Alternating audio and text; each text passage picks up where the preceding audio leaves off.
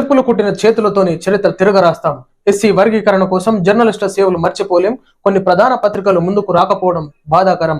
ఈ రాష్ట్రంలో లేని త్యాగాలు తెలంగాణలో 30 ఏళ్ల ఉద్యమంలో సుప్రీం తీర్పు స్ఫూర్తిదాయకం. ఎంఆర్పిఎస్ అధ్యక్షుడు మందకృష్ణ మాదిగ. వాస్తవానికి ఈనాడు తెలంగాణ రాష్ట్రంలో ఎక్కడ లేని ఉద్యమాలు తెలంగాణ రాష్ట్రంలో జరుగుతాయి.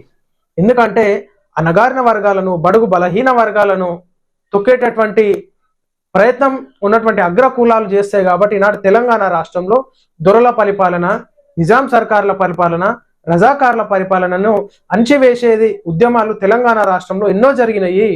ప్రాణాలకు తెగబడి సైతం గన్నులు పెట్టి కొడుతున్నా కానీ గుండెను ఎదురు చూపి పోరాడినటువంటి నిరుపేద ప్రజలు ఎంతో మంది తెలంగాణ రాష్ట్రంలో ప్రాణాలను బలిగొన్నారు. ఈనాడు మందకృష్ణ మాదిగ గారు చేసిన ఉద్యమం అంతా ఇంత కాదు, చరిత్రలో నిలిచిపోయేటటువంటి మనిషి తను. ఈనాడు ఉన్నటువంటి ఎస్సీ కులస్తులకి అవమానం జరుగుతుంది. వాళ్ళకి రిజర్వేషన్లోకి ఉద్యోగ అవకాశాలు, రాజకీయ అవకాశాలు రాకపోవడంతో గత 30 ఏళ్లుగా తను చేసిన పోరాటానికి మరి ఎట్టకేలకు ఎస్సీ వర్గీకరణ మరి సుప్రీంకోర్టులో తీర్పు రావడం చాలా సంతోషకరమైనటువంటి విశేషం. కాబట్టి ఈనాడు మందకృష్ణ మాదిగ గారిని ఉన్నటువంటి ఆ కుల సంఘాలు గుర్తుంచుకోవాల్సినటువంటి ప్రసక్తి.